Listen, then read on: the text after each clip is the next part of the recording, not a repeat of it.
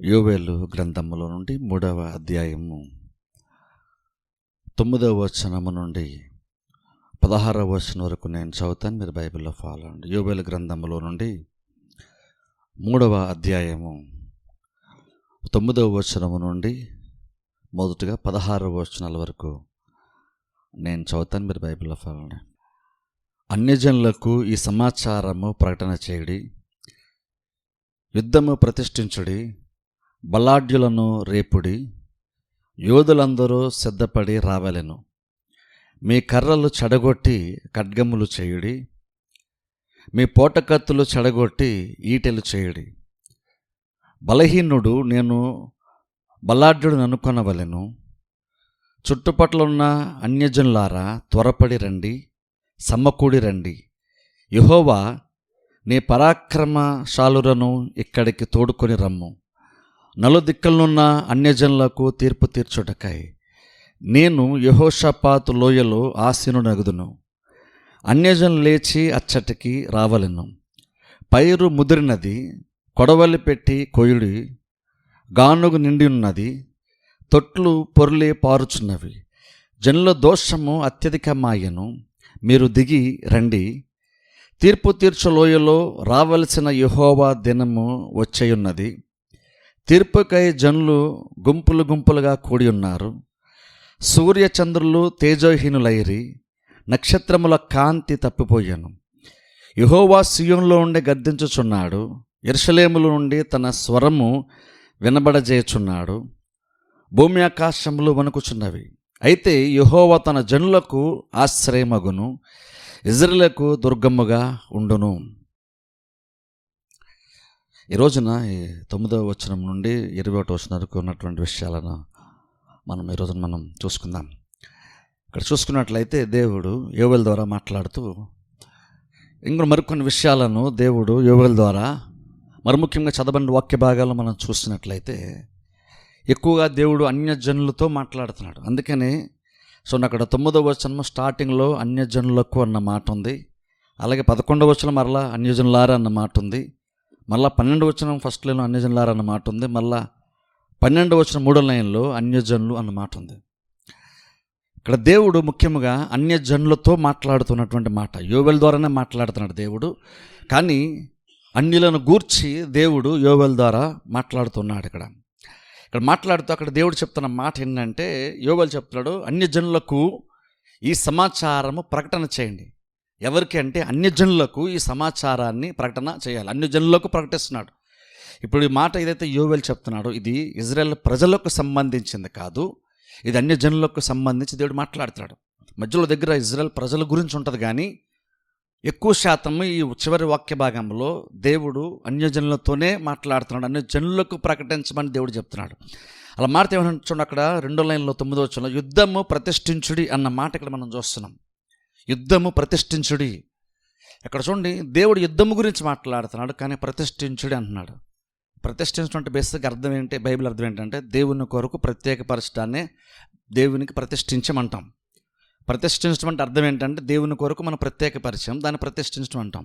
ఇప్పుడు ఇక్కడ దేవుడు మాట్లాడుతూ ఏం చెప్తాడంటే యుద్ధమును ప్రతిష్ఠించండి అంటే రకంగా దేవుడు కూడా ఇప్పుడు యుద్ధము గురించి మాట్లాడుతున్నాడు.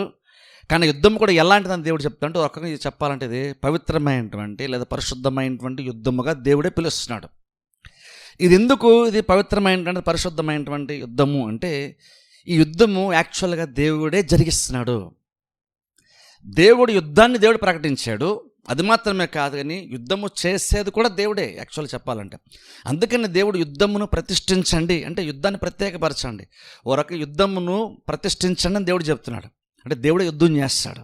ఎవరితో చేస్తాడు అక్కడ క్లియర్గా ఉంది, అన్యజనులతో దేవుడు యుద్ధం చేస్తాడు. ఇప్పుడు ఇక్కడ బేసిక్ యుద్ధం చేయడం అర్థం ఏంటి, దేవుడైనా భౌతికంగా వచ్చి వాళ్ళతో భౌతికమైనటువంటి యుద్ధం లాంటిది ఏమన్నా దేవుడు చేస్తాడంటే, ఇక్కడ సందర్భం చూస్తే దేవుడు యాక్చువల్గా భౌతికమైనటువంటి సహజంగా యుద్ధం అనగానే మనకు ఒక రెండు పార్టీలు లేదా గుంపులు ఏవైతే యుద్ధం చేసుకుంటాయో అలాంటి యుద్ధం ఇక్కడ కాదు. ఇది రకంగా చెప్పండి, ఇది యుద్ధం లాంటిదే కానీ ఇది అలాంటిది కాదు, భౌతికమైనటువంటిది కాదు.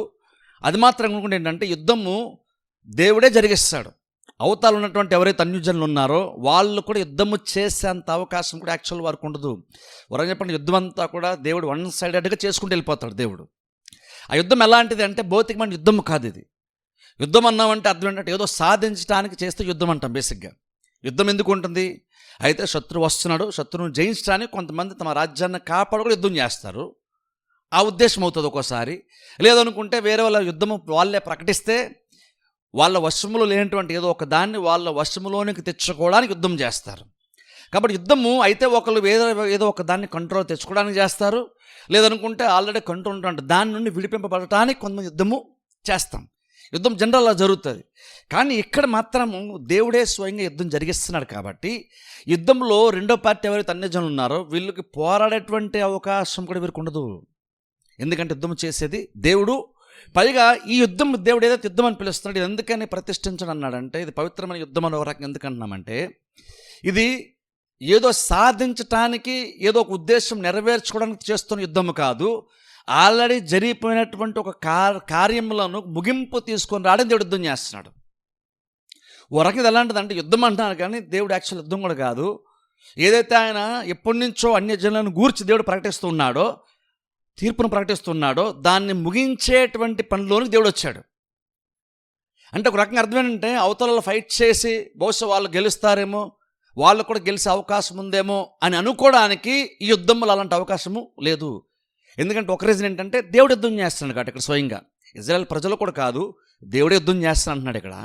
ఇక రెండోది ఏంటంటే దేవుడు యుద్ధం అన్నాడు బేస్ దేవుని చెప్తున్నాడంటే ఏదైతే 2వ అధ్యాయంలో 3వ అధ్యాయంలో దేవుడు అన్యజనులను గురించి అన్యజనులు ఇజ్రాయెల్ ప్రజలను వాళ్ళు ఇజ్రాయెల్ ప్రజలతో వాళ్ళు వ్యవహరించినటువంటి తీరు ఏదైతే ఉందో దాన్ని బట్టి ఇక్కడ తీర్పు తీరుస్తున్నాడు. యాక్చువల్ అర్థం ఏంటంటే తీర్పును ప్రకటించాడు చాలాసార్లు దేవుడు 2వ అధ్యాయంలో 3వ అధ్యాయంలో ప్రకటిస్తూ వచ్చాడు. ఈ 3వ అధ్యాయం చివరికి వచ్చేసరికి ఏంటంటే ఆ ఏదైతే ప్రకటించినటువంటి దానిని నెరవేర్చేటువంటి పనులు మాత్రం దేవుడు అక్కడ ఉన్నాడు.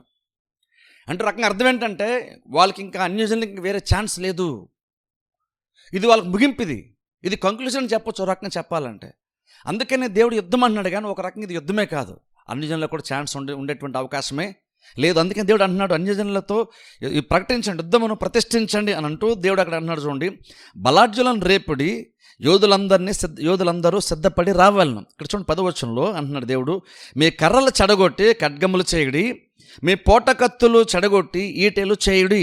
ఇక్కడ గమనించి దేవుడు ఇక్కడ కూడా చెప్తున్నాడు. చూడండి ఇక్కడ అంటున్నాడు 10వ వచనంలో, మీ కర్రలు చెడగొట్టి ఖడ్గము చేయండి. కర్రలు చెడగొట్టి ఖడ్గము చేయమంటున్నాడు, పోటకత్తులు చెడగొట్టి ఈటెలు చేయండి అంటున్నాడు. ఇప్పుడు చూడండి ఇక్కడ కర్రలు చెడగొట్టడము పోటకత్తులు అంటే అర్థం ఏంటంటే బేసిక్గా ఆ పనిముట్లతో వారు వ్యవసాయం పని చేస్తారు. బేసిక్గా వాళ్ళు నార్మల్గా వాళ్ళ వృత్తి ఏదైతే ఉందో ఆ వృత్తిని వాళ్ళు చేసుకుని ఉంటారు. ఇప్పుడు దేవుడు ఇక్కడ స్పెసిఫిక్గా మీ కర్రలను ఆయుధాలుగా మార్చుకుని దేవుడు చెప్తున్నాడు, మీ పనిముట్లను మీరు ఆయుధాలుగా మార్చుకోండి అని దేవుడు అన్ని జనులకు ప్రకటన చేస్తున్నాడు. అంటే అర్థం ఏంటంటే ఒక రకంగా ఎందుకు ఆ మాట వస్తుందంటే ఇది మీరు కామ్గా ఉండేటువంటి టైం కాదు, ఇది మీరు సుఖంగా బ్రతికేటువంటి టైం కాదు, ఇది మీరు యుద్ధంలో ఉండేటువంటి ఒక టైం, ఇది మీరు యుద్ధం చేయాల్సిన టైము. కాబట్టి మీరు ఇంత ముందులాగా నార్మల్గా మీ పనులు మీరు చేసుకుంటానంటే కుదరదు. మీరు కర్రలను మీరు ఇట్లుగా మార్చంటే అర్థం ఏంటంటే ఇది యుద్ధమునకు ఇది సమయము, కాబట్టి మీరు సిద్ధపడండి అని దేవుడు చెప్తున్నాడు. యాక్చువల్ బైబిల్లో మరొక చోట ఒక మాట ఉంటుంది, యెషయా గ్రంథం. యాక్చువల్ మనం చూద్దాం చూడండి కూడా ఒకసారి. యెషయా గ్రంథం 2వ అధ్యాయంలో దీనికి ఆపోజిట్గా ఉంటుంది. యెషయా గ్రంథం 2వ అధ్యాయము 4వ వచనంలో మాట ఉంది, నేను చదువుతాను. యెషయా గ్రంథం 2వ అధ్యాయము 4వ వచనము.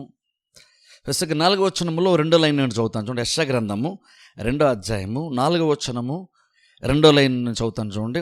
వారు తమ ఖడ్గములను నాగటి నక్కులుగాను తమ ఈటెలను మచ్చుకత్తులుగాను సాగగొట్టుదురు, జనము మీదకి జనము ఖడ్గమెత్తక ఉండును. ఇక్కడ చూడండి, ఇక్కడ దేవుడు మాటతో మళ్ళీ దేవుడు చెప్తాడు ఖడ్గములనేమో నాగట్టిగా వాళ్ళు మార్చుకుంటారు అంటున్నాడు. చూడండి, యోవేలు గ్రంథములు ఏమో మీ పనిముట్లను ఆయుధాలుగా మార్చుకుంటారని దేవుడు చెప్పాడు. అంటే బేసిక్గా మీనింగ్ ఏంటంటే అది యుద్ధమునకు సమయం కాబట్టి మీరు పనిముట్లను సైతం మీరు ఆయుధాలుగా మార్చుకోండి, ఎందుకంటే మీకు ఆయుధాలు అవసరం పడుతుంది. మిమ్మల్ని మీరు కాపాడుకోవడానికి ఏవైతే మీ దగ్గర బెస్ట్గా ఉన్నాయో, మిమ్మల్ని కాపాడేటువంటి కార్యాలు ఏవైతే ఉన్నాయని మీరు అనుకుంటున్నారో వాటన్నిటినీ కూడా మీరు ఆయుధాలుగా మీ పక్షామన మీరు నాకు వ్యతిరేకంగా యూజ్ చేసుకోవడానికి మీరు వాటిని పనిముట్లను కూడా మీరు ఆయుధాలుగా రెడీ చేసుకోండి అని దేవుడు చెప్తాడు. అంటే బేసిక్గా యుద్ధానికి సమయం అని అర్థం, యుద్ధమునకు సమయం ఆసన్నమని అర్థం యోవేలు గ్రంథంలో. అలా ఎక్కడ చూస్తే దేవుడేమో ఇక్కడేమో ఖడ్గములనేమో వాళ్ళ పనిముట్లుగా మార్చుకోమంటున్నాడు. ఎందుకని అక్కడే దేవుడు అంటున్నాడు చూడండి, అక్కడ జనం మీదకి జనము ఖడ్గమెత్తకయుండును అంటే ఇక్కడ దేవుడు ఏమని చెప్తాడంటే ఇక్కడ నుండి యుద్ధమే ఉండదని యెషయా గ్రంథంలో చూస్తున్నాం. ఇక్కడ యుద్ధం లేనప్పుడు మీకు ఆయుధాలతో యూజ్ ఏంటి? యుద్ధం అనేటువంటిది సంభవించేటువంటి అవకాశమే లేనప్పుడు మీకు ఆయుధాలతో పని ఉండదు కాబట్టి ఆయుధాలను పనిముట్లుగా మార్చుకుని యెషయా దేవుడు చెప్తున్నాడు. ఎందుకంటే యుద్ధమే ఉండదు కాబట్టి మీకు ఆయుధాలతో పని ఉండదు, పనిముట్లుగా మార్చుకోండి. యోవేలు గ్రంథంలోనేమో మీ పనిముట్లను కూడా ఆయుధాలుగా మార్చుకుని దేవుడు చెప్తాడు. ఎందుకంటే ఇది యుద్ధమునకు టైం కాబట్టి మీరు పనిముట్లను కూడా మీరు ఆయుధాలుగా మీరు మార్చుకుని దేవుడు చెప్తున్నాడు. ఇప్పుడు మళ్ళీ యోవేలు గ్రంథంకి వెళ్దాం చూడండి ఒకసారి, కొంచెం కింద చదువుతాను. అక్కడ దేవుడు మాట్లాడుతూ అడే చెప్తాడంటే యుద్ధమునకు సమయమైన దేవుడు చెప్తూ అన్నాడు చూడండి 11వ వచనం, చుట్టుపట్ల ఉన్న అన్యజనులారా త్వరపడి రండి, సమకూడి రండి, యెహోవా నీ పరాక్రమశాలను ఇక్కడికి తోడుకొని రమ్ము, నలుదిక్కులునున్న అన్యజనులకు తీర్పు తీర్చుటకై నేను యెహోషాపాతు లోయలో ఆసీనుడు నగుదును. అన్యజనులు లేచి అక్కడికి రావాలని ఇక్కడ చూడండి దేవుడు మాట చెప్తున్నాడు. ఏమన్నా అన్యజనులందరూ కూడా యెరూషలేము యూదా పట్టణమునకు చుట్టూ ఉన్నటువంటి రాజ్యములు ప్రాంతాలు ఎవరైతే మనుషులు ఉన్నారో వాళ్ళందరూ కూడా సమకూడి యెహోషాపాతు లోయలోనికి రండి అంటున్నాడు. ఇప్పుడు చెప్పండి, యెహోషాపాతు లోయ అంటే ఏదో యెరూషలేములోనో యూదా పట్టణంలోనో ఎక్కడో యెహోషాపాతు అనేటువంటి ఒక పేరు ఉన్నటువంటి లోయ ఏమీ లేదు. కానీ యెహోషాపాతు లోయ అంటే బేసిక్గా మీనింగ్ ఏంటంటే అక్కడ యెహోషాపాతు అనే దాంట్లో మీనింగ్ ఏంటంటే ఒక నిర్ణయం తీసుకునేటువంటి ఒక సమయము, నిర్ణయం తీసుకునే ఒక చోటికి మీరు రెండుని దేవుడు పిలుస్తున్నాడు. ఆ స్పెసిఫిక్గా భౌతికమైన ఒక ప్లేస్కి రమ్మని దేవుడు చెప్పట్లేదు, కానీ ఇది డిసిషన్ తీసుకున్న ఒక టైం వచ్చింది కాబట్టి మీరు అందరూ అక్కడికి మీరు సమకూడాలని దేవుడు చెప్తున్నాడు. దేవుడా పిలుపునిస్తున్నాడు, యుద్ధం దేవుడే ప్రకటించాడు. అలాగనే దేవుడు అంటున్నాడు మీరు అందరూ కూడా అన్యజనులందరూ కూడా ఇజ్రాయేల్ యెరూషలేము చుట్టూ ఉన్న ప్రాంతం ఉన్న వాళ్ళందరూ కూడా మనుషులందరూ కూడా సమకూడి మీరందరూ కూడా నేను చెప్పిన చోట మీరు రావాలి అని దేవుడు అంటే అక్కడ అన్నాడు చూడండి. లోయలో యెహోషాపాతు లోయలో ఆసీనుడు నగుదును అన్నాడు. చూసారా? సరే, జనరల్ యుద్ధం అనుకోండి ఏం చేస్తా, యుద్ధం అంటే సిద్ధపడతాం, కానీ అక్కడ దేవుడు అంటున్నాడు నేను కూర్చుంటాను కానీ యుద్ధం అంటున్నాడు దేవుడు. అందుకని ఇది భౌతికమైన యుద్ధం యాక్చువల్ కాదు, ఇది భౌతికమైన యుద్ధం కాదు. ఎందుకంటే దేవుడు కూర్చున్నాడు అన్న మాట ఏం చెప్తుంది, నేను ఆసీనుడు అవుతుంటే అర్థం ఏంటంటే బేసిక్గా దేవుడు చెప్తాను నేను సింహాసనం మీద కూర్చుంటా అంటున్నాడు. సింహాసనం మీద కూర్చున్నప్పుడు రాజులు బేసిక్గా ఏం చేస్తారు, తీర్పు తీరుస్తారు. సింహాసనం మీద కూర్చున్నప్పుడు బేసిక్గా వాళ్ళు బలమైనటువంటి నిర్ణయాలు తీసుకుంటారు. వాళ్ళు ఒక శాసనం లాంటివి వాళ్ళు అక్కడి ప్రకటిస్తారు, బలమైన నిర్ణయాలు వాళ్ళు తీసుకుంటారు. కాబట్టి ఇక్కడ దేవుడు యుద్ధం అన్నాడు, కానీ ఎందుకు భౌతికమైన యుద్ధం కాదని ఎందుకు మొదట్లో నేను చెప్పానంటే ఈ దేవుడు వచ్చి నేను కూడా యుద్ధ భూమిలో ఉంటాను దేవుడు చెప్పట్లేదు. దేవుడు నేను వచ్చి నేను కూర్చుంటాను మీరు అందరు రండి యుద్ధం చేద్దాం అంటున్నాడు. అంటే అర్థం ఇక్కడ ఏంటంటే దేవుడు అది భౌతికంగా యుద్ధం చేసేట్లేదు, దేవుడు సింహాసనం మీద కూర్చున్నాడని ఇక్కడ దేవుడు చెప్తున్నాడు. నేను ఆసీనుడు అయి ఉంటాను మీరు అందరూ కూడా సమకూడి రండి అంటే రకంగా దేవుడు కూడా దృష్టాంతం కలిగి చెప్తాను. అంటే నేను సింహాసనం మీద కూర్చొని ఒక రారాజులాగా నేను కూర్చుంటాను, మీరందరూ కూడా నా ముందుకు మీరందరూ కూడా సమకూడి మీరు వస్తే నేను ఏదైతే ఇప్పటివరకు మీ జీవిత విధానాన్ని బట్టి మీరు ఇజ్రాయేల్ ప్రజలతో వ్యవహరించిన విధానాన్ని బట్టి మీ దుర్మార్గతను బట్టి నేను కొన్ని తీర్పులు నేను ప్రకటిస్తాను. ఇక అయిపోయింది, టైం అయిపోయింది, ఇక ఇంటి ముందులాగా ప్రకటించేది లేదు, ఎక్కువ జరగబోయేటి ఉంటుందని చెప్పేస్తున్నాను, అది మీ జీవితంలో జరిగిపోద్ది. ఇక్కడ నేను చెప్పగానే వెంటనే జరిగిపోద్ది, మళ్ళీ దానికి ఇంకా టైం ఇంకా ఉండదు. అందుకని మీరు అందరూ కూడా సిద్ధపడి వచ్చేయండి, ఎందుకంటే మీకు ఇంకా టైము లేదు. అందుకే దేవుడు చెప్తున్నాడు మీ పనిముట్లను ఆయుధాలుగా మీరు చేసుకొని యెహోషాపాతు లోయలో అని మీరు అందరూ కూడా సమకూడండి, నేను సింహాసనం మీద ఆసీనుడై ఉన్నాను అని దేవుడు చెప్తున్నాడు. బేసిక్గా దేవుడు కూడా ఏం మాట్లాడాడంటే అక్కడికి వచ్చినప్పుడు నేను అక్కడ ఆల్రెడీ నేను రెడీగా ఉంటాను, నేను అక్కడ ఇజ్రాయెల్ ప్రజలు రావాల్సిన అవసరం, ఎందుకంటే అక్కడ ఇజ్రాయెల్ ప్రజలు ఆల్రెడీ అక్కడే ఉంటారు, దేవుడు ఉన్న చోట ఇజ్రాయెల్ ప్రజలు ఉంటారు కాబట్టి ఇజ్రాయెల్ ప్రజలు రారు, ఆ ఇజ్రాయెల్ ప్రజలు ఉన్న చోట దేవుడు వస్తున్నాడు. దేవుడు వస్తే దేవుడు చుట్టుపక్కల ఉన్నటువంటి రాజ్యాలన్నింటినీ కూడా దేవుడు సమకూడమని దేవుడు చెప్తున్నాడు. ఎందుకంటే నేను తీర్పు తీర్చేటువంటి టైము వచ్చింది. ఎంతకి దేవుడు దేనికి తీర్పు తీరుస్తున్నాడు మనం కొంచెం వెనక్కి వెళ్ళామనుకోండి, అక్కడ అర్థమయ్యే మనకు విషయం ఏంటంటే ఇజ్రాయెల్ ప్రజల పట్ల వాళ్ళు వ్యవహరించినటువంటి తీరు, ఇజ్రాయెల్ ప్రజలకు బిడ్డల పట్ల వాళ్ళు వ్యవహరించినటువంటి తీరు, ఇజ్రాయేలు నేలను భూమి పట్ల వాళ్ళు వ్యవహరించినటువంటి తీరుని బట్టి దేవుడు ప్రపంచ దేశాలకు దేవుడు ఎక్కడ తీర్పు తీరుస్తున్నాడు. ఇప్పుడు చూడండి, ఈ తీర్పు అనేటువంటిది ఓ రకంగా చెప్పండి ఫైనల్ జడ్జిమెంట్ లాంటిది, చివరి తీర్పు. అన్య ప్రాంతములకు అన్య రాజ్యములకు దేవుడు చివరి తీర్పుగా దేవుడు దీన్ని ప్రకటిస్తున్నాడు. ఈ తీర్పు తీర్చిన తర్వాత ఇంక వాళ్ళు డిఫెండ్ చేసుకుని వాళ్ళకి అవకాశం కూడా యాక్చువల్గా దేవుడు వారికి ఇవ్వడు. ఎందుకంటే ఓ రకంగా దేవుడు కనుక నేను తీర్పు తీర్చని కూర్చున్నానని దేవుడు చెప్పాడంటే అర్థం ఏంటంటే మీరు నా ఎదురుగా మీరు రండి, నేను మీకు తీర్పు తీరుస్తాను, మీరు రెడీ అయ్యి రండి కావాలంటే దేవుడు అంటున్నాడు. అంటే అర్థం ఏంటంటే బేసిక్గా తీర్పు తీర్చడానికి వచ్చినప్పుడు ప్రభు నువ్వు ఏదైతే తీర్పు తీరుస్తున్నావు అది తీర్పు కరెక్ట్గా కాదు, కరెక్ట్గా లేదు, అది మాకు అన్యాయంగా నువ్వు తీర్పు తీరుస్తున్నావు, నువ్వు మమ్మల్ని అనవసరం నిందిస్తున్నావు అని వాళ్ళు అనేటువంటి ఛాన్స్ కూడా యాక్చువల్గా వాళ్ళకి రాదు. ఎందుకు రాదంటే దేవుడు ప్రతిదాంతో రెడీ అయిపోయి వచ్చాడు. ఓ రకంగా చెప్పాలంటే వాళ్ళ పాపం ఓ రకంగా పరిపక్వం అయితే వాళ్ళు ఈ స్టేజ్కి వచ్చారు. వాళ్ళ పాపం ఒక రకంగా పరిపక్వం అయ్యింది కాబట్టి స్టేజ్కి వచ్చారు. అందుకని చూడండి కొంచెం కింద చదివితే మనకి బాగా అర్థమవుతుంది. 15 వచనం చదువుతాను చూడండి. సూర్యచంద్రుల తేజోహీనులైరి, నక్షత్రముల కాంతి తప్పిపోయాను. యెహోవా సీయోనులో నుండి గర్జించున్నాడు, యెరూషలేములో నుండి తన స్వరము వినబడజేయుచున్నాడు. భూమి ఆకాశములు వణుకుచున్నవి.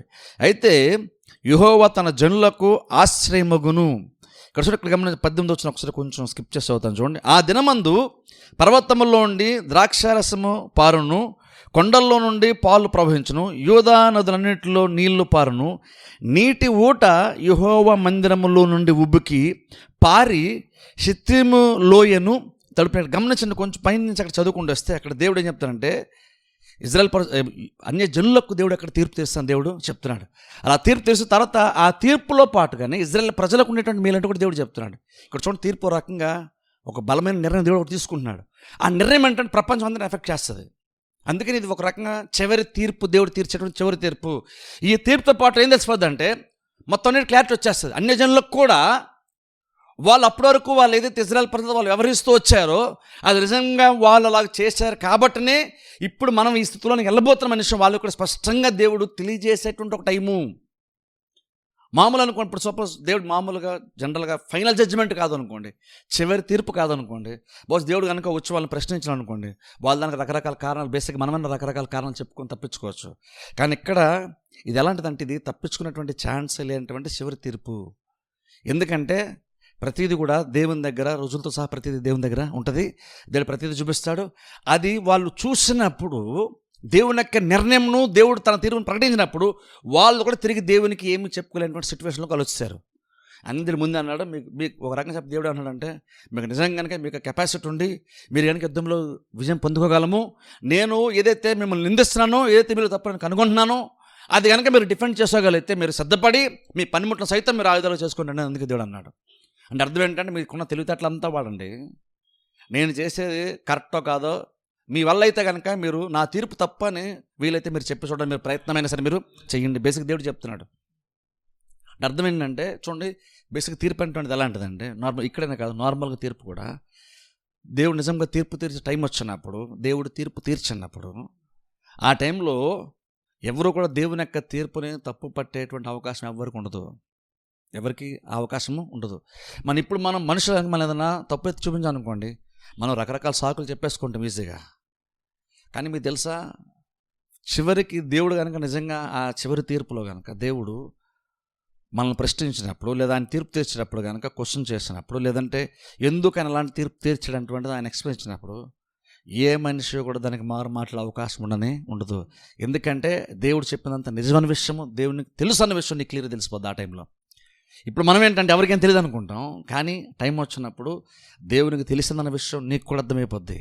అందుకని బేసిక్గా ఎవరు కూడా దేవుని దగ్గర తీర్పుకు వచ్చినప్పుడు ఆ చివరి టైంలో ఎవరు కూడా దేవుణ్ణి కాదనలేము, దేవుని కాదనే ఛాన్సే ఉండదు. అందుకని దేవుడు అలా మారుతూ మీరైతే సమకూడరండి, మీ పనిముట్లను కావాలంటే మీరు ఆయుధాలుగా చేసుకుని మీరు రండి అంటున్నాడు. ఇప్పటివరకు ఒక ఎత్తు, ఇప్పటివరకు నేను తీర్పు ప్రకటించాను, దాని మీద రకరకాలుగా మీరు ఆలోచన చేయొచ్చు. కానీ ఇప్పుడు నేను తీర్పు తీర్చిన తర్వాత, నేను ఒక నిర్ణయాన్ని నేను యెహోషాపాతులో ప్రకటించిన తర్వాత, నేను ఒక డిసిషన్ తీసుకుని దాన్ని అమలుపరిచిన తర్వాత, ఇక మీకు మళ్ళీ మీరు ప్రభు మేము మారు మనసు పొందుతాం, మేము మార్చుకుంటాంలే, మాకు ఇంకో ఛాన్సు అనేటువంటి అవకాశం కూడా మీకు రాదు. అది దేవుడు కూడా చెప్తున్నాడు. ఇంతకుముందు అనుకోండి చెప్పినప్పుడు ఇవి ఇజ్రాయెల్ ప్రజలు సరే మనం చూసాం కదా, 1 అధ్యాయం 2 అధ్యాయం చూసాం కదా, వాళ్ళు కూడా దేవుడు తీర్పు తీరుస్తున్నప్పుడు వాళ్ళు ఉపవాసం ఉండి దేవుని తట్టు తిరిగినప్పుడు దేవుడు వారి కరుణ చూపించాడు, కనికరించాడు, వాళ్ళు కొంచెం సపోర్ట్ దేవుడు చేశాడు. మళ్ళీ ఈ చేడపురులు తినేసినంత తిరిగి మీకు నేను ఇచ్చేస్తాను కూడా దేవుడు చెప్పాడు. వారు మారు మనసు పొందారు కాబట్టి దేవుడు తిరిగి వాళ్ళకి ఇచ్చాడు. మారాల్సిన అవకాశం ఆ టైంకి అయితే వాళ్ళకి దొరికింది. కానీ ఏ టైం వ్యక్తి గురించి దేవుడు ఇక్కడ మాట్లాడుతున్నాడు, ఇక్కడ మాత్రము ఏ వ్యక్తి కూడా మారు మనసు పొందేటువంటి ఛాన్సే ఉండదు. అంటే చూడండి కొన్ని విషయాలు మార్చుకోవడం అనేటువంటి దానికి కూడా పెద్దని కూడా ఎక్స్పీరియన్స్ లాంటిది మనకు ఖచ్చితంగా ఉంది. మనం ఏమనుకుంటామంటే పర్వాలేదు అనుకుంటాం, కానీ కొన్ని మార్చుకోకపోతే తర్వాత బహుశా టైం దొరుకుతుంది గ్యారెంటీ కూడా యాక్చువల్ మనకి ఉండదు. అందుకే ఇక్కడ దేవుడు అదే అంటున్నాడు, ఇప్పుడు నేను నిర్ణయం ప్రకటించిన తర్వాత ఇక మీకు ఛాన్సే ఉండదు, మీరు అది తప్పు అని రుజుపరచుకునే ఛాన్స్ కూడా మీకు రాదు. అంత నిర్ణయం నేను ప్రకటించేస్తాను, దానికి యాక్చువల్గా నేను అమలు పరిచేస్తాను, ఇక మీకు ఛాన్సే రాదు.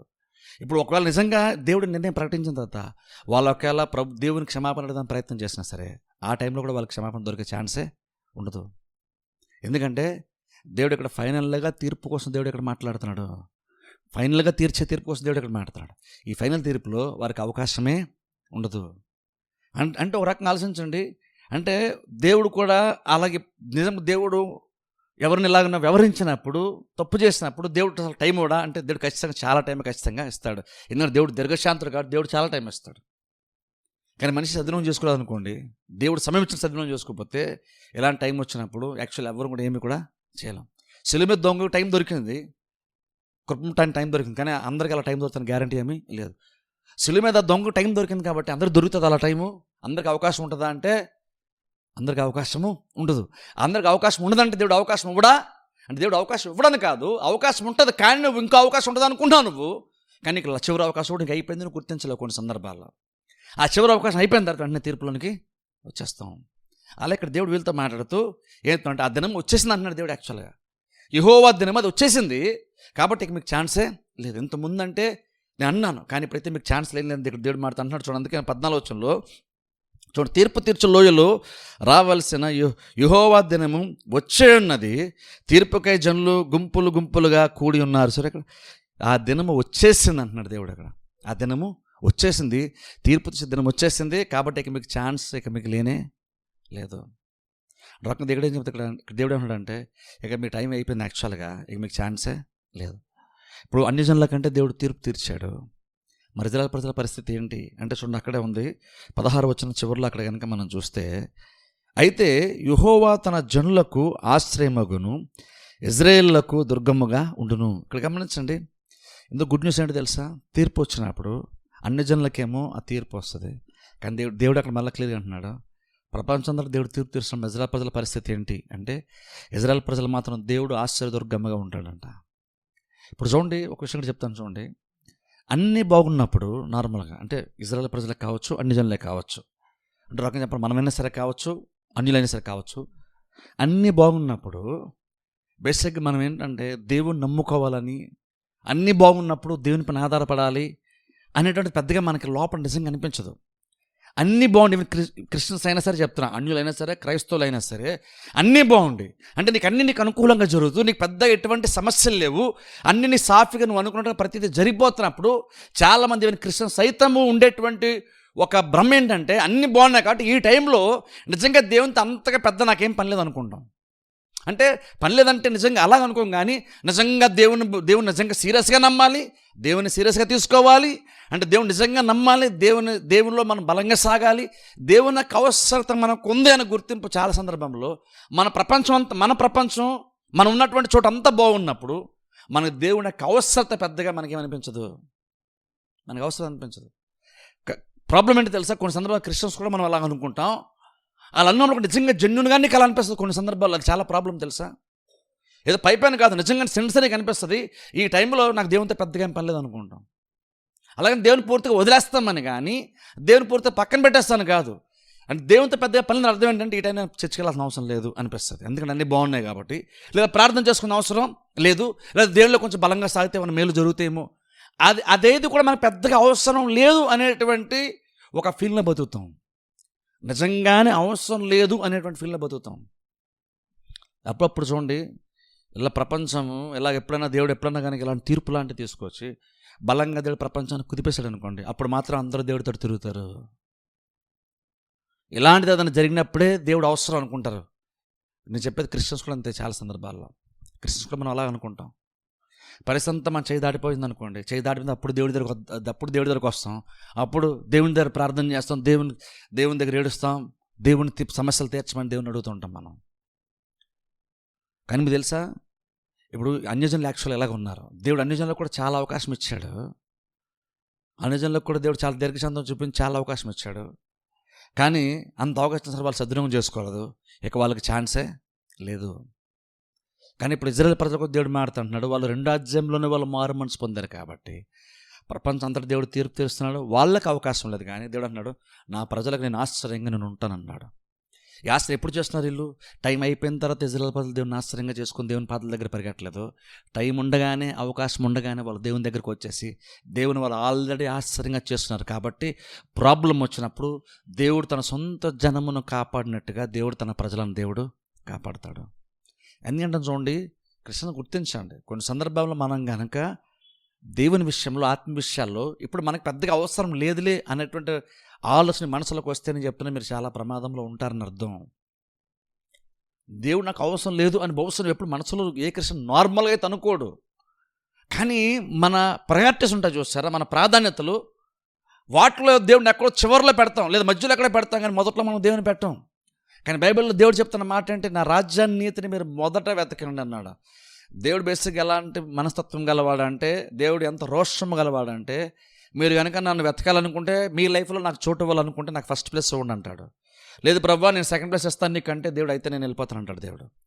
దేవుడు ఎలా అంటాడు అంటే, దేవుడు రోషం గలవాడు అంటే, నువ్వు నాకు ఇస్తే ఫస్ట్ ప్లేస్ ఇవ్వు, లేకపోతే నాకు సెకండ్ ప్లేస్ థర్డ్ ప్లేస్ ఇస్తే నాకు అవసరమే లేదు. దేవుడు ఎలా అంటాడు. కొన్ని సందర్భాల్లో మనం దేవుని ఎలా నిర్లక్ష్య పెడతామంటే, ఇంకొక దేవుని మర్చిపోము. దేవుడు లిస్టులో ఎక్కడో దగ్గర, రెండో దగ్గర, మూడో దగ్గర, బహుశా రెండో ప్లేస్లో పెడతాం, బహుశా దేవుని లేదు మూడో ప్లేస్లో పెడతాం. పోలేదు మూడో ప్లేస్ దేవుని పెట్టాం అనుకుంటాం. కానీ నువ్వు మూడో ప్లేస్ నువ్వు దేవుని పెట్టుకున్నావు, కానీ దేవుడు అక్కడ ఉంటాడు. నువ్వు మూడో ప్లేస్ నువ్వు దేవునికి ఇస్తే దేవుడు ఉంటాడా? దేవుడు అక్కడ ఉండడు. దేవుడు అక్కడ ఉండాలంటే అర్థం ఏంటి, నీ లైఫ్లో దేవుడు ఉంటే ఫస్ట్ ప్లేస్ ఉంటాడు, లేదంటే దేవుడు లేనట్టే.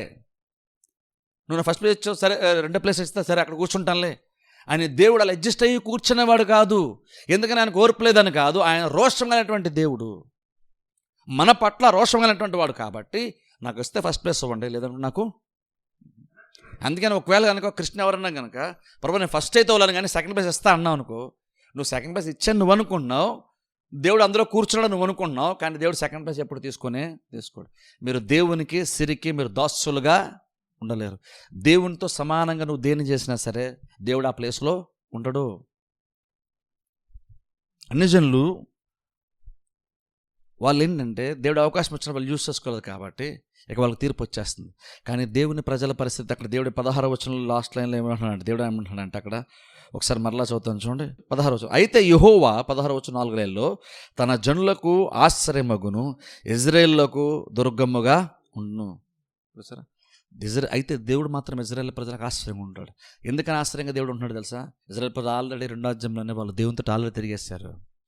కంటిన్యూలుగా తరచుగా దేవుని నమ్ముకొని దేవునిలో బలంగా సాగుతున్న అడ్వాంటేజ్ ఏంటి తెలుసా? ప్రాబ్లం వచ్చినట్టు ప్రపంచం అంతా కదిలిపోతున్నప్పుడు నువ్వు ఆశ్చర్య దుర్గమ్మ కిందన దేవుని యొక్క నీడ నువ్వు ఆల్రెడీ ఆ టైంకి నువ్వు భద్రపరచబడి ఉంటున్నావు. ఇప్పుడు పరిగెట్టాల్సిన అవసరం లేదు. దేవుడు ఆల్రెడీ నీకు ఆశ్చర్యం అయిపోయి దేవుడు ఆల్రెడీ ఉన్నాడు. అప్పుడు ప్రపంచంలో జరుగుతున్నది ఏదైనా సరే జరుగుతుండొచ్చు, కానీ నీకు అది ఇది కూడా నీ దగ్గరికి యాక్చువల్ అది రాదు. అందుకని మోషే అన్నాడు, చూసాను నా పక్కన 1000 మంది కూలినాను, కుడి పక్కన 10,000 మంది కూలినాను, ఏ అపాయం ఎద్దకు రాదు. ఎందుకంటే ప్రమాదం వచ్చాక దేవుని దగ్గర పరిగెట్టడం కాదు, ప్రమాదం రాకముందే దేవుని యొక్క అవసరతను గుర్తించి దేవుని యొక్క నీడలోనే బ్రతకడం, అది చాలా ఇంపార్టెంట్ మనకి. అంటే దేవుని యొక్క అవసరతను మనం గుర్తించడం చాలా ఇంపార్టెంట్. అన్నీ బాగున్నప్పుడే గుర్తించండి, లేకపోతే ప్రాబ్లం. కొన్ని సందర్భంలో నువ్వు అన్ని బాగున్నప్పుడు గుర్తించకపోతే కొన్ని సందర్భంలో ప్రాబ్లం వచ్చినప్పుడు చూద్దాం అనుకుంటే నన్ను కొన్నిసార్లు నీకు అంత అవకాశం కూడా దొరుకుతుంది లేదో కూడా మనం చెప్పలేము ముందే. నిజంలోకి అవకాశం దొరకలేదు. కానీ ఇజ్రాయెల్ ప్రజలకు ఎందుకు దేవుడు ఆశ్చర్యదుర్గంగా ఉన్నాడంటే వాళ్ళు ఆల్రెడీ 2వ అధ్యాయంలోనే వాళ్ళు ఆల్రెడీ ముందు అవకాశం ఉండగానే వాళ్ళు మారు మనసు పొందారు. కాబట్టి దేవుడే స్వయంగా అంటున్నాడు, నేను అన్ని జనులకు తీర్పు తీరుస్తాను, కానీ నా ప్రజలకు తీర్పు తీర్చను. ఎందుకో తెలుసా? వాళ్ళు ఆల్రెడీ మారు మనసు పొందేశారు, నన్ను ఆశ్చర్యంగా వాళ్ళు చేసుకున్నారు, వాళ్ళు మనస్ఫూర్తి నా తట్టు తిరిగారు. కాబట్టి నేను వాళ్ళని ఆల్రెడీ కాపాడేటువంటి పనులు నేను ఉన్నానని దేవుడు చెప్తున్నాను. ఇంకొంచెం కింద చదువుకుందాం చూడండి, 17వ వచనం చదువుతాను చూడండి. అన్ని జనులు ఇక మీదట దానిలో సంచరింపకుండా యెరూషలేము పరిశుద్ధ పట్టణముగా నుండును, మీ దేవుడైన యెహోవాను నేనే, నాకు ప్రతిష్ఠితమగు సియోను పర్వతమందు నివసించుచున్నానని మీరు తెలుసుకుందురు. అక్కడ చూడండి 17వ వచనంలో నీ దేవుడైన యెహోవాను నేనే అని మీరు తెలుసుకుంటారు అన్నాడు దేవుడు. చూడండి, మీ దేవుడైన యెహోవాను నేనే అన్న విషయాన్ని మీరు తెలుసుకుంటారు. ఎలా తెలుసుకుంటారు? ఎవరు తెలుసుకుంటారంటే ఇజ్రాయెల్ ప్రజలు తెలుసుకుంటారు. ఎలా తెలుసుకుంటారు? దేవుడు వారిని కాపాడినటువంటి విధానాన్ని బట్టి వాళ్ళు ఏం తెలుసుకుంటారంటే యెహోవా అనే విషయాన్ని వాళ్ళు తెలుసుకుంటారు. ఇప్పుడు చూడండి, గమనించండి, దేవుడు కొన్ని కార్యాలు మన లైఫ్లో చేస్తాడు. కొన్ని కార్యాలు మన లైఫ్లో చేసినప్పుడు మనం జనరల్గా కార్యాలను చూస్తాం, కానీ ఆ కార్యాల ద్వారా మనకు ఏం అర్థం అవ్వలేదు, అది మనం అర్థం చేసుకోం చాలాసార్లు. ఇక్కడ చూడండి, నేను చేస్తాను అది మీకు అని జస్ట్ కార్యం కోసం మాట్లాడలేదు, అది నేను చేసిన తర్వాత మీకు నా గురించి ఒకటి అర్థమవుతుంది అంటున్నాడు దేవుడు. నేనే యెహోవా అన్న విషయం మీకు తెలుస్తుంది అంటే నేనే దేవుడు అన్న విషయం మీకు తెలుస్తుంది దేవుడు చెప్తున్నాడు. ఇప్పుడు చూడండి, ఎప్పుడైనా నిజంగా మనం వాళ్ళకి ఆలోచించాము, ఒకసారి ఆలోచించండి. దేవుడు మన జీవితంలో కొన్ని మేలు జరిగించినప్పుడు ఆ మేలు మనం అనుభవించినప్పుడు సంతోషపడతాం, మంచిదే, బహుశా దేవుని థ్యాంక్స్ చెప్తాం. కానీ అందులో ఆ దేవుడు ఆ కార్యం చేయటం ద్వారా దేవుడు మనకి ఏం చెప్పే ప్రయత్నం చేస్తున్నాడు, దేవుడు తన గురించి ఏం బయలుపరుచుకుంటున్నాడు. నీవు ఒక మేలు పొందుకున్న తర్వాత, ఒక స్వస్థతో లేదంటే ఒక మేలు ఏదన్నా కార్యం పొందుకున్న తర్వాత, ఆ మేలు పొందుకున్న తర్వాత భవిష్యత్తు సంతోషిస్తున్నావు, దేవుని థ్యాంక్స్ చెప్తున్నావు. కానీ ఇంకంతకన్నా లోతుగా అక్కడ కార్యం ఉంటుంది తెలుసా. నువ్వు దేవుని గురించి నీకు ఒక విషయం అర్థం అవ్వాలి. నీకు అర్థం అవ్వాల్సింది జరిగినటువంటి కార్యం మాత్రమే కాదు, ఆ కార్యం చేసినటువంటి దేవుడు కూడా మనకు అర్థం అవ్వాలి. దీన్ని బట్టి నేను యెహోవాని మీరు తెలుసుకుంటారన్నాడు దేవుడు అక్కడ. అంటే ఇది జరిగిన తర్వాత నేనేంటో మీకు కొంచెం ఇంకా బెటర్గా, నేనేంటో ఇంకొంచెం లోతుగా మీకు అర్థం అవుతుంది. అంటే ఓ రంగా చెప్పాలంటే దేవుడు చేసిన మేళ్ళని తలుచుకున్నప్పుడల్లా మనకు దేవుని గురించి ఇంకా చాలా విషయాలు మనకు అర్థమవుతూ ఉండాలి యాక్చువల్గా. కాకపోతే ప్రాబ్లం ఏంటంటే, ఎంతమంది నిజంగా దేవుడు మేలు జరిగించినప్పుడు మేలును కాకుండా దేవుని అర్థం చేసుకుంటారు, ఆలోచించుకోవాలి. ఎప్పుడైనా చెప్తున్నాను చూడండి, ఎప్పుడైనా సరే మన లైఫ్లో ఏదైనా ఒక మనకి సంతోషాన్ని తెచ్చే కార్యము, మనకి నెమ్మదిని తెచ్చేటువంటి కార్యం ఏదైనా ఒక మేలు దేవుడు చేస్తున్నప్పుడు, దాని ద్వారా దేవుడు తన గురించి నాకేం బయలుపరుచుకుంటున్నాడు అనేటువంటి తెలుసుకోవడానికి, ఆలోచించడానికి ప్రయత్నం చేయాలి. ఎందుకంటే మనకు అర్థమవలసిన కార్యం కాదు, మనకు దేవుడు అర్థం అవ్వాలి. యెహోవా ఎలాంటోడో తెలుసుకోవాలి. ఎందుకంటే యెహోవా ఉత్తమంలో రుచి చూసి తెలుసుకోండి అని బైబిల్లో ఉంది. దేవుడు నిజంగా మనం అర్థం చేసుకోవచ్చు. దేవుని కార్యముల ద్వారా ఆయన ఎలాంటి వాడో మనం అర్థం చేసుకోవచ్చు. కార్యం ద్వారా ఆయన ఏంటో మనం అర్థం చేసుకోవచ్చు. ఆయన నీ గురించి ఆయన ఏమనుకుంటున్నాడో నువ్వు అర్థం చేసుకోవచ్చు దేవుని గురించి. అని దేవుడు ఇక్కడ ఇక్కడ నుండి మీరు తెలుసుకుంటారు.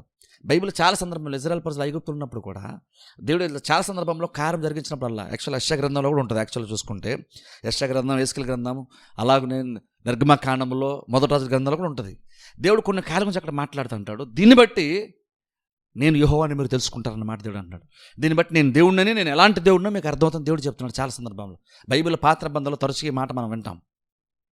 అర్థం ఏంటంటే దేవుడు కార్యముల ద్వారా కూడా తన గురించి దేవుడు బయలుపరుచుకుంటున్నాడు. మనం ఎప్పుడు అది మిస్ అవ్వకూడదు. ఎప్పుడైనా నీ జీవితంలో మేలు జరిగి నువ్వు దేవునికి థ్యాంక్స్ చెప్తున్నప్పుడల్లా, నువ్వు దేవుడు నాకు దీని నుండి నాకేం చెప్తున్నాడు, దేవుడు ఏమని బయలుపరుచుకుంటున్నాడు, నేను ఏం తెలుసుకోవాలని దేవుడు ఈ మేలు నాకు చేశాడు, దీని ద్వారా నేను తెలుసుకోవాలి, అది ఆలోచిస్తే దేవుడు కొన్ని విషయాలు మనకి తెలియజేస్తాడు, మనకి విషయాలు మనకి అర్థమవుతాయి. అందుకే దేవుడు అంటున్నాడు ఇక్కడ, దీన్ని బట్టి నేనే యెహోవా అన్న విషయం మీరు తెలుసుకుంటారని అక్కడ దేవుడు మాడుతూ అన్నాడు. చూడండి 17వ వచనంలో అక్కడ అన్నాడు, చూడండి, పరిశుద్ధ పట్టణముగా ఉండు అంటున్నాడు. ఎక్కడున్న అన్ని జనులు సంచరించరు, ఇది పరిశుద్ధ పట్టణముగా ఇది ఉంటుంది అంటున్నాడు. పరిశుద్ధ పట్టణం ఎందుకు అవుతుంది? ఇది పరిశుద్ధ పట్టణం ఎందుకు అవుతుంది అంటే దేవుడు ఎక్కడుండి అక్కడ నివాసం చేస్తాడు కాబట్టి అది పరిశుద్ధ పట్టణం. న్యాచురల్గానే భౌతికంగానే యెరూషలేం పట్టణం పరిశుద్ధ పట్టణం అని కాదు. అది ఎందుకు పరిశుద్ధ పట్టణం అంటామంటే దేవుడు అక్కడ యాక్చువల్గా మాట్లాడతాడు, నేను వచ్చి అక్కడ నివసిస్తాను, నేను అక్కడ కూర్చుంటాను కాబట్టి నేను పరిశుద్ధను కాబట్టి ఉన్న చోటు కూడా పరిశుద్ధంగా మారిపోతుంది. నన్ను బట్టి అది పరిశుద్ధ స్థలంగా అది మారిపోతుంది. ఇజ్రాయెల్ ప్రజలను బట్టి పరిశుద్ధంగా మారిందని కాదు, యెహోవాను బట్టి అది పరిశుద్ధంగా మారిపోద్ది. ఓ రకం దేవుడు దాన్ని ఓన్ చేసుకుంటున్నాడు, ఇది నా సొంతం అంటున్నాడు దేవుడు. అందుకని దేవుడు అక్కడ అంటున్నాడు, ఎక్కడుండి అన్ని జనులు అందులో ఇక మీద దానిలో సంచరించాలని దేవుడు అంటున్నాడు. ఇంతమంది అంటే వాళ్ళు వచ్చేసారు, ఆక్యుపై చేసేసుకున్నారు, దాన్ని అమ్మేశారు, రకరకాలుగా మీ వాగ్దాన దేశాన్ని వాళ్ళ ఇష్టానుసారంగా వాళ్ళు వ్యవహరించారు. కానీ ఇక్కడ అన్ని జనులు అందులో సంచరించాలి. వాళ్ళందరూ అడుగు కూడా పెట్టరు, నేను చూసుకుంటాను, పర్మనెంట్ సొల్యూషన్ నేను మీకు ఇస్తాను దేవుడు ఇక్కడ వాళ్ళకి చెప్తాను. ఇంకొంచెం కింద చదువుతాను చూడండి, 18వ వచనం చదువుతాను చూడండి. ఆ దినమందు పర్వతములో నుండి కొత్త ద్రాక్షారసం పారును, కొండల్లో నుండి పాలు ప్రవహించును, యోధ నదులన్నిటిలో నీళ్లు పారును, నీటి యూట యెహోవా మందిరములో ఉబికి పారి షిత్తీము లోయను తడుపును. ఇక్కడ గమనించి, ఇక్కడ దేవుడు సమృద్ధి కోసం మాడుతున్నాడు. దేవుడు అక్కడ నివసిస్తాడు అంటున్నాడు. ఆ దినమందు పర్వతంలో కొత్త ద్రాక్షారసం పారుతుంది, కొండల్లో నుండి పాలు ప్రవహించును, నీటి యూట. చూడండి 18వ వచనం 4వ లైన్లో, నీటి ఊట యెహోవా మందిరములో నుండి ఉబికి పారి షిత్తీము లోయను తడుపును. ఇక్కడ చూడండి, నీటి ఊట యెహోవా మందిరములో నుండి ఉబికి, నీటి ఊట అంటే బేసారి దేవుడు చెప్తున్నాడు అంటే ఎక్కడ నుండి మీకు సమృద్ధి ఉంటుందని దేవుడు చెప్తున్నాడు. పాలడం అంటే అర్థం ఏంటంటే మీకు అంత సమృద్ధిగా ఉంటుంది అంటున్నాడు దేవుడు. పాలే కానీ తేనె కానీ బేసిక్గా ద్రాక్షరసం ఏదైనా సరే మీకు పారుతుందంటే అర్థం అంత సమృద్ధిగా మీకు ఉంటుంది, అంత సమృద్ధి అయినటువంటి దీవెన నేను మీకు ఇస్తానని దేవుడు చెప్తున్నాడు. అంత సమృద్ధి అయిన దేవుని నేను మీకు ఇస్తాను. ఎందుకు ఇక్కడ దేవుడు మాట్లాడుతున్నాడు చూడండి, ఓట అన్నమాట, అక్కడ నీటి ఓట అన్నమాట చూస్తున్నాం. బేసిక్గా ఓట అంటే ఏంటంటే సోర్స్ అంటాం దాన్ని. బేసిక్ అంటే అర్థం అంటే అక్కడ స్టార్ట్ అవుతుంది ప్రతిదీ. నూతులు నీళ్ళు ఉంటాయి కానీ నీటి ఓట వేరు, నుయ్య వేరు. నూతులో నీళ్ళు ఉంటాయి కానీ నీటి ఓట అంటాం చూస్తారు, అక్కడి నీళ్ళు ఉబ్బుకుతూ ఉంటాయి, అక్కడి నుంచి స్టార్ట్ అవుతుంది. స్టార్టింగ్ పాయింట్ నీటి ఓట అంటే అర్థం ఏంటంటే నీళ్ళు అక్కడి నుంచి స్టార్ట్ అవుతాయి, అక్కడి నుంచి ప్రవహిస్తూ ఉంటుంది, దాన్ని నీటి ఓట అని బేసిక్ మనం అంటాం కదా. ఇప్పుడు అలా చూసుకుని దేవుడు అంటున్నాడు నీటి ఊట అని దేవుడు చెప్తున్నాడు. అంటే అర్థం ఏంటంటే బేసిక్ దేవుడు ఏం చెప్తానంటే ప్రతి ఆశీర్వాదము నా దగ్గర స్టార్ట్ అవుతుంది దేవుడు చెప్తున్నాడు. అక్కడ నేను నిరసన పట్టణాన్ని దీవిస్తాను, నీటి ఊట అక్కడి నుంచి ప్రవహిస్తుందంటే అర్థం ఏంటంటే అక్కడ దేవుడు చెప్పడం చూస్తారు, నేను అక్కడ ఉంటాను, ఎక్కడున్న అన్ని జనులు వచ్చి మీ దేశంలో నివసించరు, వాళ్ళు అక్కడ నడవరు అని దేవుడు చెప్తున్నాడు. ఎందుకంటే నేను వచ్చి అక్కడ నివాసం చేస్తాను, ఇది పరిశుద్ధ పట్టణంగా మారుతుంది. ఇది పరిశుద్ధ పట్టణంగా ఇది మారుతుందంటే నేను అక్కడ ఉన్నాను అర్థం. నేను ఉన్నాను కాబట్టి నేను నివసించిన చోటు యెహోవా మందిరము, అక్కడి నుంచి నీటి ఊట స్టార్ట్ అవుతుంది. అంటే బేసి దేవుడు ఏం చెప్తానంటే మీకు సమృద్ధి వచ్చినప్పుడు ఆ సమృద్ధి ఎక్కడి వచ్చిందో గుర్తించండి. ఆ సమృద్ధి ఎక్కడో రావట్లేదు, మీ ఉద్యోగాన్ని బట్టి రావట్లేదు, మీ జ్ఞానం బట్టి రావట్లేదు, అది నా దగ్గర స్టార్ట్ అవుతుంది. ఆశీర్వాదం అంటే నా దగ్గర స్టార్ట్ అవుతుంది. మీకు రావాల్సిన ప్రతిదీ సమృద్ధి అది ఏ స్థాయిలో రావాలన్నా సరే అది నా దగ్గర స్టార్ట్ అవుతుంది దేవుడు చెప్తున్నాడు. అది మనం అర్థం చేసుకోవడం చాలా ఇంపార్టెంట్. మనం ఉద్యోగం చేస్తున్నాం కాబట్టి వాళ్ళు మనకు జీతం ఇస్తున్నారు కాబట్టి మనం పైకి రానుకుంటే అక్కడ స్టార్ట్ అవ్వదు, నీ ఉద్యోగం దగ్గర స్టార్ట్ అవ్వదు. నువ్వు ధనంలో అభివృద్ధి చెందాలన్నా లేదా కొంచెం బెటర్గా నీ స్థితిగతులు మారాలన్నా అది ఉద్యోగం దగ్గర కాదు స్టార్ట్ అయ్యేది. నీటి ఓటు అక్కడ లేదు, ఆశీర్వాదం అక్కడ లేదు, ఆశీర్వాదం దేవుని దగ్గర ఉంది, యెహోవా మందిరంలో ఉంది, దేవుడు నివసించేటువంటి చోటు ఉంటుంది. దేవుడు చెప్తున్నాడు. ఒక రకం దేవుడు అన్నాడంటే మీ ఆశీర్వాదం మీ సమృద్ధి అంతటికి సోర్స్ నేను అంటున్నాడు. నేనే మూలము, నా దగ్గర ప్రతిదీ మీకు స్టార్ట్ అవుతుంది. అది మనం నమ్మడం చాలా ఇంపార్టెంట్ తెలుసా. అప్పుడప్పుడు మనం ఏంటంటే మనం ఉద్యోగాన్నో లేదంటే మన జ్ఞానానికి దేనినో నమ్ముతుంటాం మనం. కానీ అప్పుడు ఇలాంటి వాక్యాలు చదువుతున్నా మనం గుర్తుపెట్టుకోవాలి. నీవు ఎవరిని కింద అయితే నువ్వు పనిచేస్తున్నావో ఆయన తన చేయి చాచి నీకు జీతం ఇస్తే నీకు జీతం వస్తుంది కరెక్టే. కానీ ఏం గుర్తుపెట్టలేదు, ఇంకను యాక్చువల్గా ఆయన కాదు, దేవుని దగ్గర నీకు అది వస్తుంది. నీకు ఎవరైతే సపోర్ట్ చేస్తున్నారో ఎవరైతే నీకు ఇస్తున్నారో వాళ్ళు కేవలము దేవుని చేతులకు పనిముట్ట మాత్రమే. కానీ ప్రతిదీ కూడా దేవుని దగ్గర మాత్రమే వస్తుంది. ఎందుకంటే అప్పుడప్పుడు మనం గుర్తించడం మనకు చాలా ఇంపార్టెంట్. మనం జనరల్గా దానేసుకోవడం కాదు, గుర్తించాలి. మనం ఏం గుర్తించాలంటే ప్రతిదీ దేవుడి దగ్గర స్టార్ట్ అవుతుంది. మన దగ్గరికి ఏమొచ్చినా ఎవరిచ్చినా సరే గుర్తుపెట్టుకో, అది దేవుడిస్తే వీళ్ళు మనకి ఇచ్చారన్న విషయం గుర్తుపెట్టుకోవాలి. మనుషులు ఇచ్చేసారంటే మనుషులు ఇచ్చేసారని కాదు. సరే మనుషులు ఇచ్చినప్పుడు నువ్వు వాళ్ళకి థ్యాంక్స్ చెప్పి మంచిదే, కానీ ఇంకో నువ్వు దాన్ని దాటి నువ్వు ఆఫ్టర్లో మనిషికే నీకు సపోర్ట్ చేస్తూ నువ్వు థ్యాంక్స్ చెప్పినప్పుడు దేవునికి ఇంకెంత కృతజ్ఞత కలిగి మనం ఉండాలి. ఎందుకంటే ఒక మనిషిని దేవుడు హృదయం కదిలించి ప్రేరేపించి నీకు ఒక సహాయం చేయించాడంటే దేవుడు ఆ మనిషి ద్వారా వచ్చిందంటే ఇప్పుడు నిజంగా దేవుడు ఎంత కార్యం చేస్తే ఒక మనిషి నీ గురించి ఆలోచించి నీకు సపోర్ట్ చేశాడు. అప్పుడు మనం ఏం ఆలోచించాలి, మనం దేవుని చూడాలి. అందుకే జస్ట్ మనుషులను చూసి మనుషులు మాత్రం థ్యాంక్స్ చెప్పేసి మనుషులు మాత్రం పొగిడేయడం కాదు, దాన్ని దాటి దేవుని చూడాలి. ఎందుకంటే ఒక మనిషి ఇచ్చుంటాడు కానీ దాని ప్రధాన కారకుడు మాత్రం దేవుడు అవుతాడు. దేవుడి దగ్గర స్టార్ట్ అయింది కాబట్టి ఎవరో ఒకరు తెచ్చి నీకు ఏదో సహాయం చేస్తూ వచ్చారు.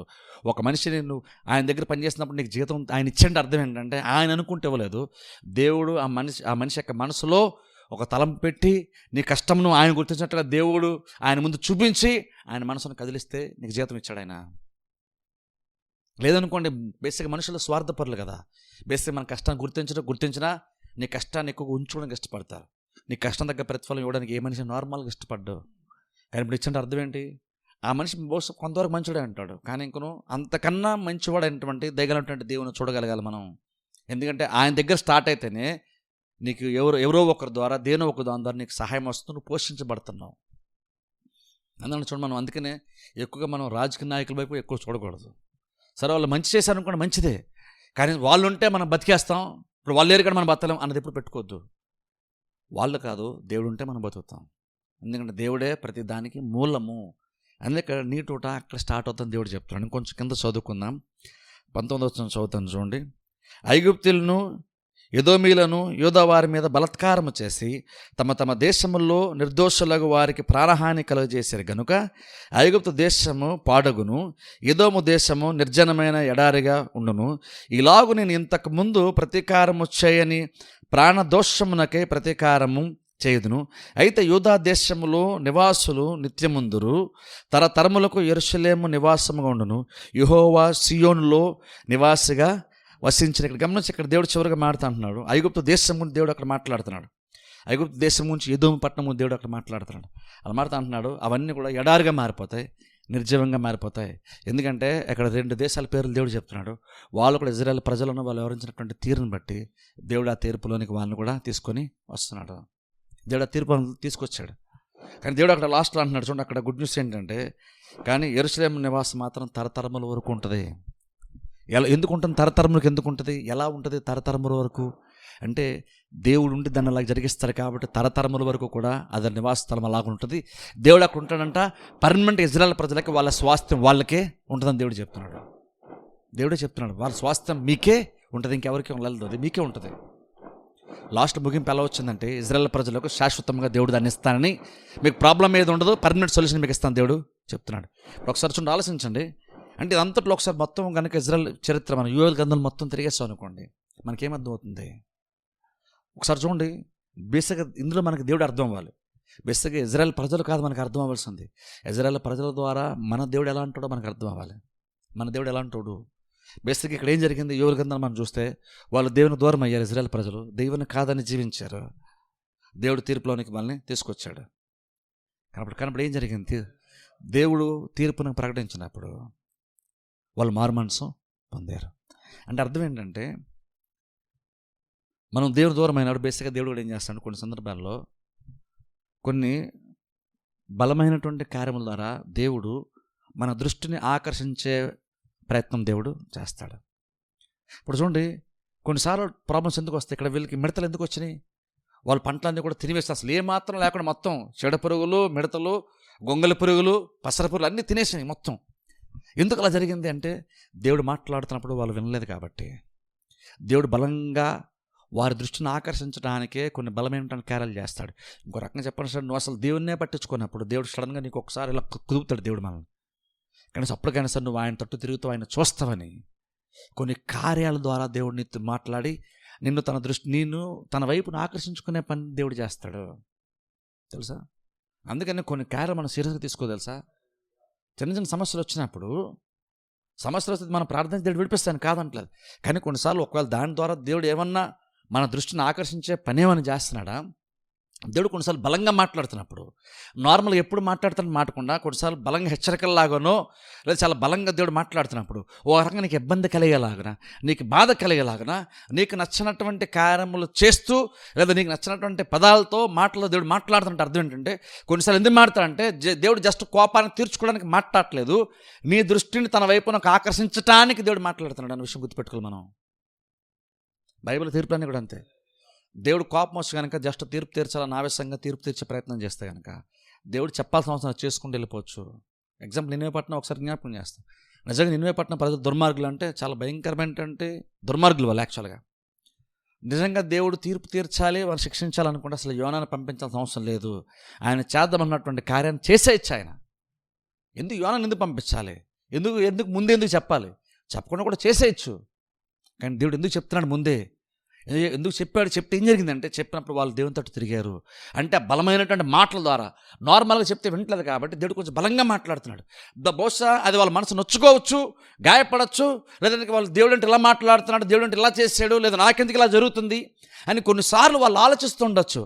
ఆ ఆలోచిస్తున్నప్పుడు దేవుడు తనను గూర్చినటువంటి కొన్ని విషయాలు, వారి స్థితిని గురించి దేవుడు బహుశా వారికి బయలుపరిచి వారిని తన తట్టు త్రిప్పుకొని మారు మనసు కలిగించే ప్రయత్నం, మరొక అవకాశం దేవుడు వారికి ఇచ్చే ప్రయత్నం దేవుడు చేస్తాడు. యోవేలు గ్రంథం మనకు అదే చెప్తుంది.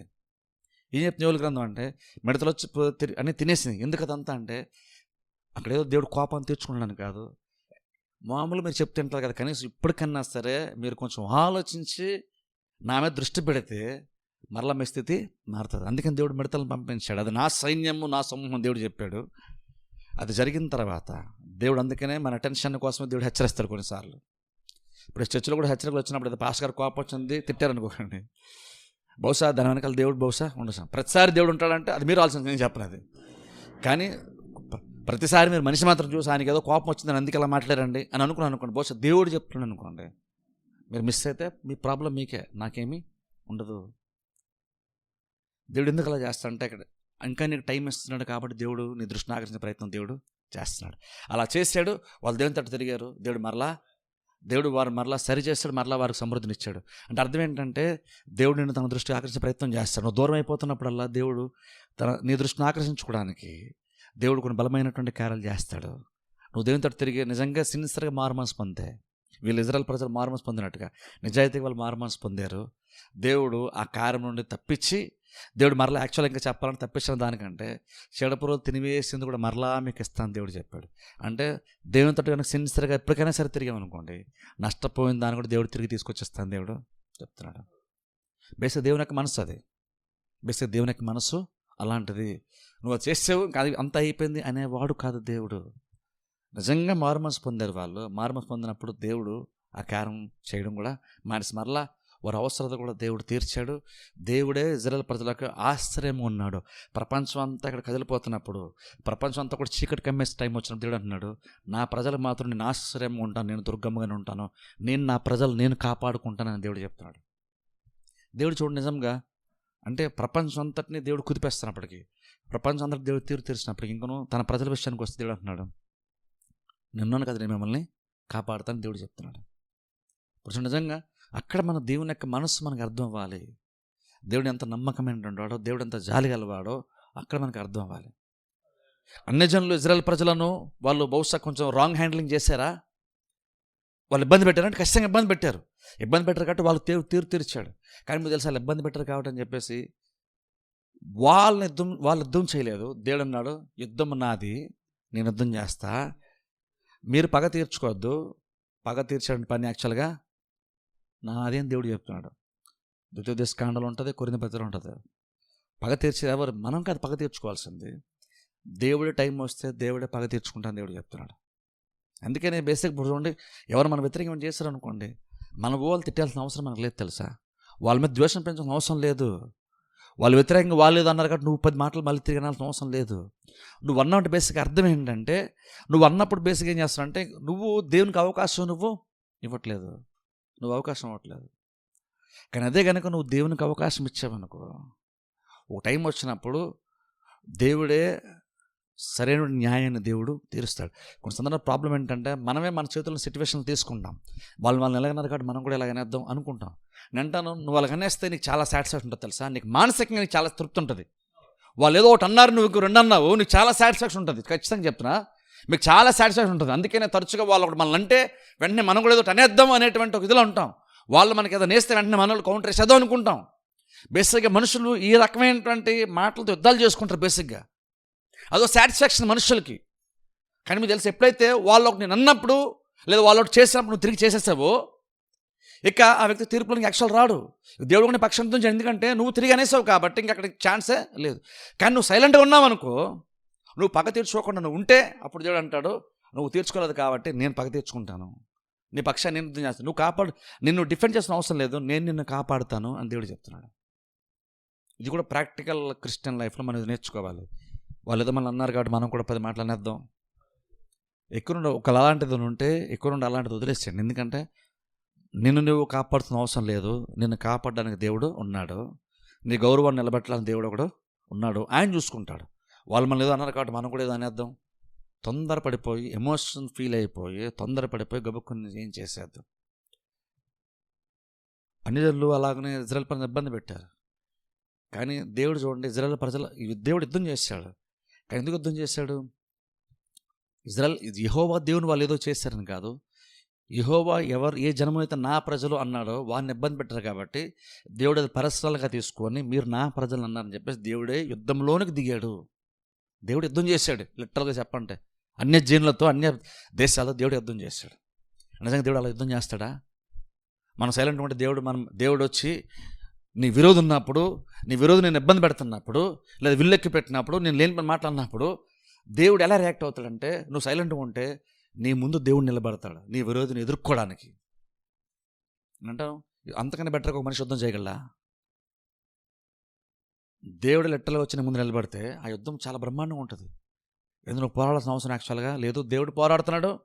దేవుడు పోరాడితే నీకు ప్రాబ్లం సాల్వ్ అవుతుంది. నీ స్థితి కూడా ఇంకా బెటర్గా మారుతుంది. ఎందుకంటే నువ్వు దేవుని నమ్మావు. ఎందుకు నమ్మావు దేవుని అంటే, దేవుడు ఓల్డ్ టెస్ట్మెంట్లో చెప్పాడు, న్యూ టెస్ట్మెంట్ పౌలు చెప్తున్నాడు, పగ తీర్చుట నా పని అని దేవుడు ఆల్రెడీ చెప్పాడు. కాబట్టి నువ్వేం చేస్తావంటే నువ్వు పగ తీర్చుకోవడం మానేసి నువ్వు దేవుని చోటిస్తున్నావు. ఆయన మాటను నువ్వు గౌరవించావు. ఎప్పుడైతే నువ్వు ఆయన మాటను గౌరవించి, ప్రభువా నువ్వు ఉన్నావు కాబట్టి అని చెప్పి సైలెంట్ అయిపోయాను, నేను మంచిగానే ఉంటాను అని ఎప్పుడు వాళ్ళు కీడు చేయాలని ఉద్దేశించినా సరే నేను ఇంకొన్ని మేలే చేస్తాను ఎప్పుడైతే నువ్వు అనుకుంటావో, నువ్వు దేవుడు ఎలా చూస్తారంటే, పగ తీర్చుట నా పని నేను చెప్పాను కాబట్టి నేను చూసుకుంటానని నేను చెప్పిన మాటను బట్టి, నా మాటను బట్టి నువ్వు సైలెంట్గా ఉన్నావు చూసావా, అందుకని ఇప్పుడు నేను నీ పక్షాన్ని నేను నిలబడతాను దేవుడు అంటాడు. అదే నువ్వే హ్యాండిల్ చేసుకున్నానుకో, అప్పుడు నీకు దేవుని మీద నమ్మకం లేదు. దేవుడిని పక్షాన పోరాడతాడని నీకు నమ్మకం లేదు. నీకు విశ్వాసం లేనప్పుడు దేవుడు నీ పక్షాన్ని ఎందుకు పోరాడతాడు? నువ్వు దేవుని మాట నువ్వు నమ్మి కనుక నిలబడిపోయావు అనుకో, సైలెంట్ ఉండిపోయావు అనుకో, దేవుడు వచ్చి ఫైట్ చేస్తాడు.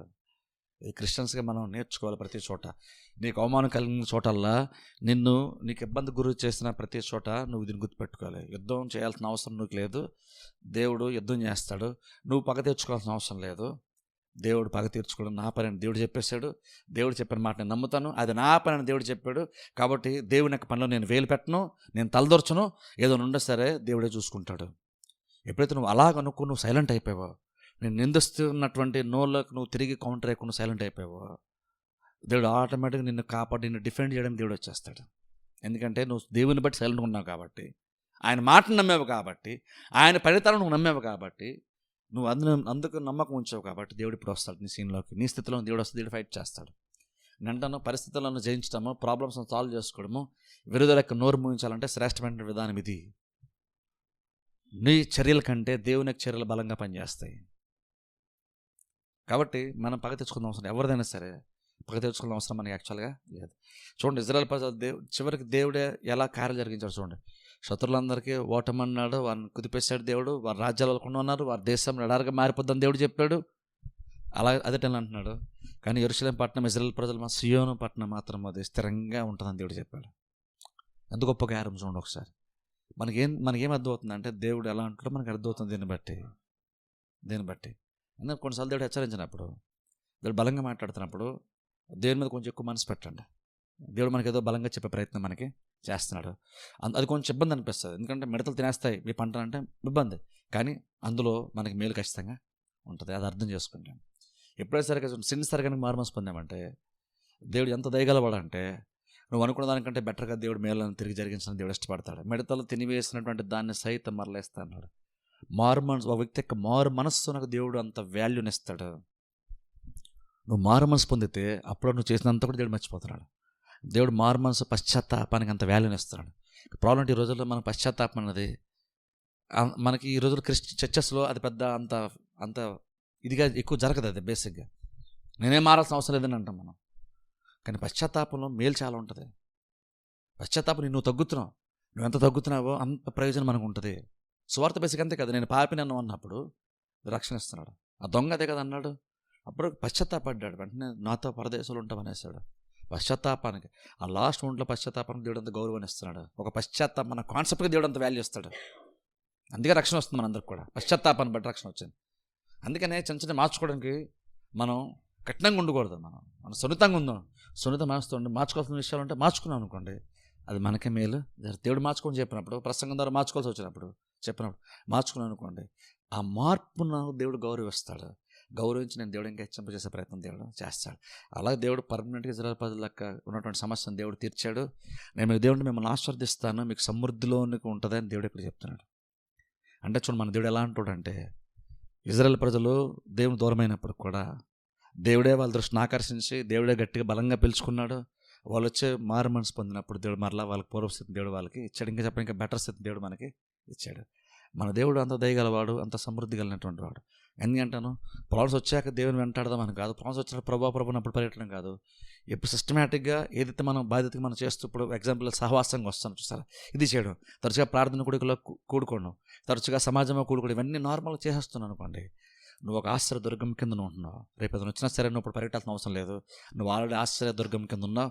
దేవుడి నిన్ను కాపాడతాడు. ప్రార్థన చేస్తాను. అందరు తల వంచి కళ్ళు మూసుకుని నేనే చిన్న ప్రార్థన చేస్తాను. నా బలైన